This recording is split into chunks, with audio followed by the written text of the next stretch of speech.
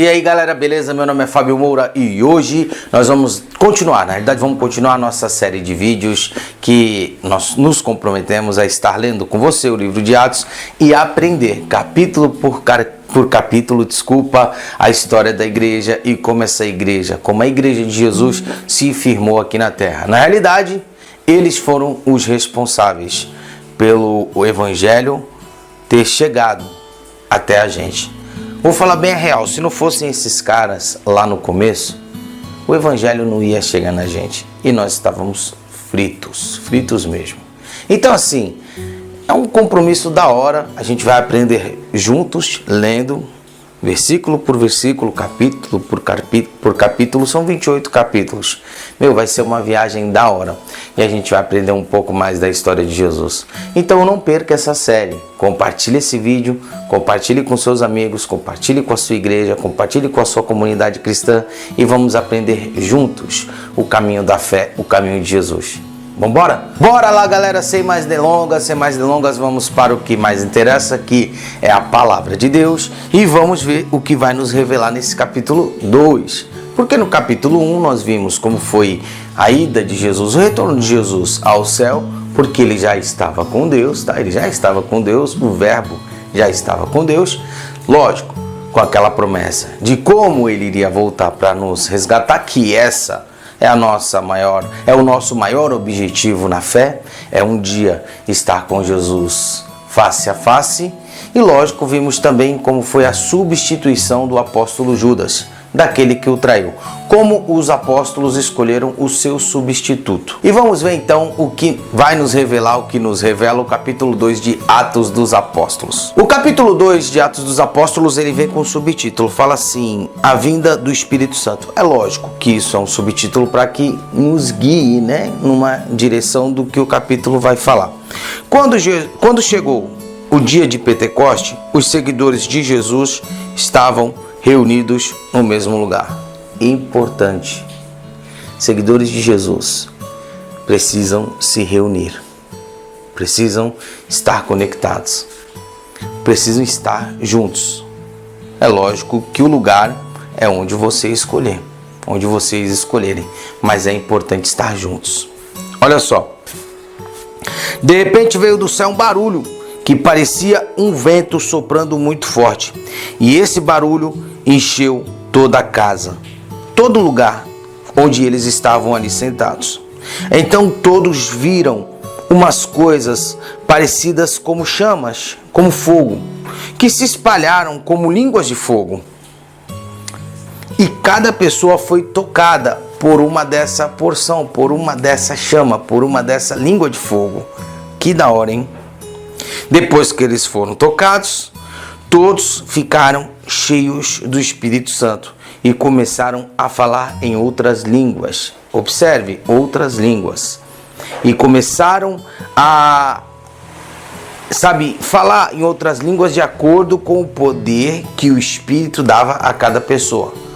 Um poder, uma autoridade, uma permissão que o Espírito deu a cada pessoa para fazer ou para falar em outro idioma. Olha que da hora, que da hora.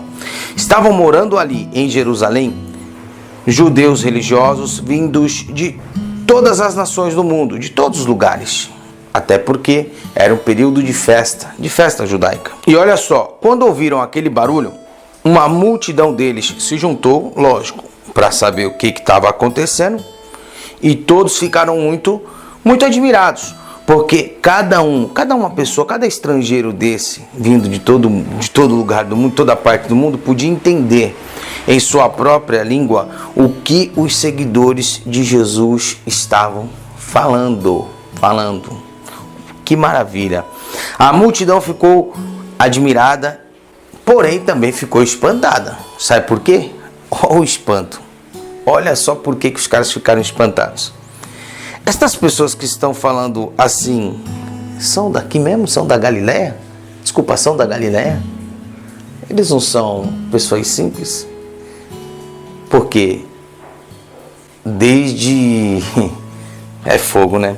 Desde que o mundo é mundo, aqueles que tem um pouco, vamos dizer assim, de poder aquisitivo, duvida daquelas pessoas que são mais simples. Só que Deus usa quem Ele quer. E Deus usa aqueles mais simples, aqueles de coração sincero, para poder falar das maravilhas dele. E olha só, como é que cada um deles... E olha só, olha o que eles falaram. Como é que cada um de nós, estamos ouvindo falar na nossa própria língua essas coisas?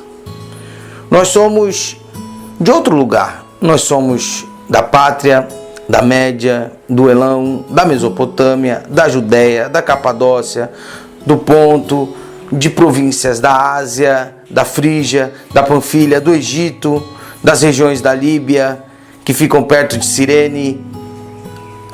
Alguns de nós somos até romanos, alguns de nós somos de Roma. Uns são judeus e outros convertidos ao judaísmo. Alguns são de Creta e outros da Arábia. E como é que nós estamos ouvindo essa gente falar na nossa própria língua a respeito das grandes coisas que Deus tem feito? Duas coisas me chamaram a atenção nesse lance aqui. Primeiro, deles duvidarem do que Deus pode fazer através de qualquer um, através das pessoas, seja ele o mais simples ou seja ele o mais rico. E nós, como servos de Jesus, eu acredito que a gente não pode ter esse tipo de pensamento. Nós não devemos duvidar do que Deus pode fazer e duvidar de ninguém. E outra coisa me chamou a atenção, lógico, é como eles recepcionaram a admiração no coração deles, na fala deles, de receber o evangelho através dos discípulos, né? Isso também foi da hora. Todos estavam admirados, sem saber o que pensar, e perguntavam uns aos outros: o que será que quer dizer isso? O que Deus quer fazer? Mas outros zombavam, dizendo: ixi, logo cedo, os caras estão bêbados. Então, vendo aquilo e vendo aquela multidão que chegou perto, lógico, o apóstolo Pedro não ia perder essa oportunidade. E olha só o que Pedro fez. Então Pedro se levantou junto com os outros 11 apóstolos e em voz bem alta começou a pregar, começou a falar com a multidão. E olha o que Pedro falou com a multidão: meus amigos judeus e todos vocês que moram aqui em Jerusalém, presta atenção e escutem o que eu vou dizer. Estas pessoas aqui, eles não estão bêbados. Nós não estamos bêbados, como vocês estão pensando, pois são apenas 9 horas da manhã agora. O que de fato está acontecendo, que Pedro não tem noção, mas tem gente que fica bêbado cedo, viu, Pedro? Mas, porém, não era aqui esse caso. E Pedro começou a explicar dentro das escrituras o que estava acontecendo. O que de fato está acontecendo é o que o profeta Joel disse: vem fazer o que nenhum homem fez. Olha só, um avivamento estava acontecendo. E é isto o que eu vou fazer nos últimos dias. Olha o que Joel disse: derramarei o meu espírito sobre todas as pessoas. Os filhos e as filhas de vocês anunciarão a minha mensagem. Os moços terão visões e os velhos sonharão. Sim, eu derramarei o meu espírito sobre os meus servos e as minhas servas. Em cima no céu farei com que apareçam coisas espantosas, e embaixo na terra farei milagres. Milagres vão acontecer aqui no nosso tempo. Haverá sangue e fogo e nuvens de fumaça. O sol ficará escuro e a lua se tornará cor de sangue, antes que chegue o grande e glorioso dia do Senhor. Aquela primeira promessa que nós falamos no primeiro capítulo. Então, todos que pediram a ajuda, todos aqueles que pedirem, que solicitarem, que pedirem pelo socorro do Senhor, esse será salvo. Foi o que Pedro falou. E continuou. Pedro continuou. Olha só, não parou por aí não. Homens de Israel, escutem o que eu vou dizer. Deus mostrou a vocês que Jesus de Nazaré era um homem aprovado por ele. Pois, por meio de Jesus, Deus fez milagres. E é fato. E eu vou falar para vocês, muita gente que estava ali já tinha provado desses milagres. Alguns já tinham provado desse milagre. Maravilhas e coisas extraordinárias no meio de vocês. Como vocês sabem muito bem, coisas assim foram feitas. Deus, por sua própria vontade e sabedoria, já havia resolvido que Jesus seria entregue nas mãos de vocês. E vocês mesmos o mataram por mãos de homens maus.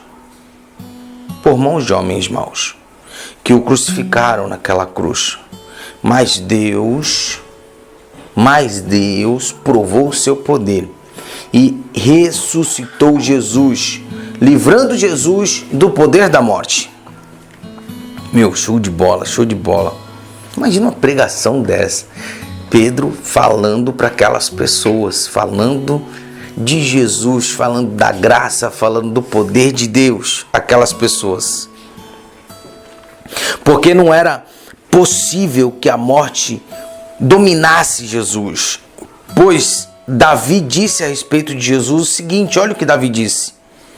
Eu via sempre o Senhor comigo e Ele está ao meu lado direito. Isso o Senhor falando do nosso Senhor. Para que nada me deixe abalado. Por isso o meu coração está feliz e as minhas palavras são palavras de alegria.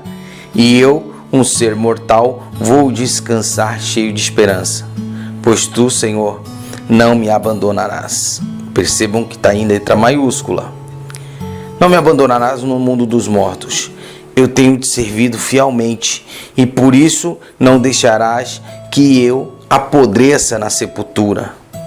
Tu me tens ensinado os caminhos que levam à vida e a tua presença me encherá de alegria. É o Salmo. Pedro disse mais isto. Meus irmãos, eu preciso falar claramente com vocês a respeito do patriarca Davi. E ele começa a explicar sobre esse Salmo de Davi. Que da hora. Esse grande líder morreu e foi sepultado. E o seu túmulo se encontra aqui até hoje. Está aqui até hoje. Ele era profeta e sabia que Deus lhe havia jurado que um dos seus descendentes seria rei como ele. Davi sabia o que Deus ia fazer e por isso falou a respeito da ressurreição do Messias. Davi disse, ele não foi abandonado no mundo dos mortos. Jesus não foi abandonado no mundo dos mortos. Nós não vamos ser abandonados no mundo dos mortos. Essa é a promessa, essa é a promessa. Nem o seu corpo apodreceu na sepultura. Deus ressuscitou este Jesus e todos nós somos testemunhas disso, porque eles viram. Eles andaram com Jesus durante um período depois que Jesus ressurgiu dos mortos, depois que Deus ressuscitou Jesus com seu poder. Meu, que da hora. Nós somos testemunhas disso. Por isso Jesus foi levado para ficar sentado do lado direito de Deus, o seu Pai, o qual lhe deu o Espírito Santo, como havia prometido. E Jesus derramou sobre nós esse Espírito, conforme vocês estão vendo agora, esse poder sobre nós. Pois Davi não subiu para o céu, mas ele mesmo afirmou, o Senhor Deus disse ao meu Senhor, senta-se do meu lado direito, até que eu ponha os seus inimigos como estrado debaixo dos seus pés. Top, top, top, top. Todo o povo de Israel deve ficar bem certo de que este Jesus que vocês crucificaram, é aquele que Deus tomou como Senhor e como Messias. Não precisa gravar mais não, filho. Quando a galera ouviu isso, gente, quando eles ouviram isso, quando eles viram Pedro acusando eles de ter matado Jesus, de ter matado o Filho de Deus, o Messias. Veja qual foi a reação deles. Quando eles ouviram isso, todos ficaram muito aflitos, agoniados e perguntaram: Pedro, o que nós vamos fazer? E agora? O que a gente faz? E aí Pedro respondeu: a solução, sabe o que é? Arrepender-se. Arrependa-se, cada um de vocês, e seja batizado em nome de Jesus para confirmar esse arrependimento, para que os seus pecados sejam perdoados, e vocês receberão de Deus o Espírito Santo. O arrependimento, galera, o arrependimento traz para nós o Espírito Santo, da hora. Pois essa é a promessa para vocês, não só para vocês, mas também para os filhos de vocês. Mas também não é só para os filhos de vocês, para os seus familiares e para todos que estão longe. Isto é para todos aqueles que o Senhor, nosso Deus, chamar. Deus te chama, Deus te chama. E Pedro continuou a dar o seu testemunho com muitas outras explicações e procurou convencê-los dizendo: saiam do meio dessa gente má, dessa gente ruim. Sai do meio de gente ruim e salvem-se. Parem de andar com pessoas ruins e salve-se. Meu, que da hora, que da hora. Muitos acreditaram na mensagem de Pedro e foram batizados. Naquele dia, quase 3.000 se juntaram ao grupo dos seguidores de Jesus. Quase 3.000, que da hora, glória. Todos continuaram firmes, seguindo os ensinamentos dos apóstolos, vivendo em amor cristão, vivendo em amor, partindo o pão juntos e fazendo as suas orações. Muito bom. Os apóstolos faziam muitos milagres e maravilhas. Lógico, fica fácil quando tem união, quando tem partir do pão, quando tem amor. Milagres acontecem. Isso aí é fato. Os apóstolos faziam muitos milagres e maravilhas, e por isso todas as pessoas estavam cheias de temor. Todos os que criam estavam juntos e unidos e repartiam uns com os outros tudo que tinham. Vendiam suas propriedades e outras coisas. Eles dividiam o dinheiro todo que eles tinham, de acordo com a necessidade de cada um. E aí ficava fácil o milagre correr, porque o que atrai o milagre é o amor entre a galera, é o amor entre as pessoas, é o amor entre o próximo. Aí fica fácil para o Espírito trabalhar. O que trava, galera, o trabalhar do poder de Deus na nossa vida hoje é a falta de amor. É fato, mano, é a falta de sensibilidade com os problemas dos outros, com a luta dos outros. Na boa, a gente não ora pelos outros. E como é que a gente vai ver o milagre? A gente precisa mudar isso e ver. Tá ligado? Pegar essas coisas aqui, esses exemplos e seguir. Todos os dias eles estavam se reunindo no pátio do templo. E não só no pátio do templo. Repare bem. Como diz o outro. Repare bem. Não era nem dentro do templo, era no pátio. Eles se reuniam no pátio porque provavelmente eles já estavam sendo excluídos ali daquele... depois de uma pregação de Pedro, colocando o dedo na cara de todo mundo, falando a verdade, com certeza eles estavam separados. Mas mesmo separados da galera religiosa, eles se reuniam no pátio do templo, mas no pátio e também principalmente de casa em casa, nas suas casas. E nessas casas eles partiam pão e participavam de refeições com alegria e humildade. Humildade, todo mundo sendo um. Eles louvavam a Deus por tudo e eram estimados por todos.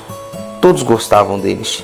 E por causa disso, o Senhor juntava ao grupo mais e mais pessoas a cada dia que se passava.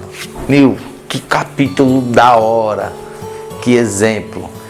Que exemplo! Que exemplo! Gente, pra gente seguir. Esse foi o capítulo 2 de Atos dos Apóstolos. Semana que vem tem mais um capítulo. E poxa, compartilha esse vídeo, sabe? Passa pro seu amigo, pra sua amiga, pra sua comunidade, para sua comunidade de fé. Poxa, vamos entender esse princípio de Jesus, essa essência de igreja e viver a verdade de Deus na nossa vida. Tá bom?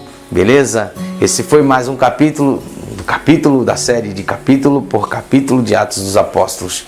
Deus abençoe e consciência. Falou, pessoal.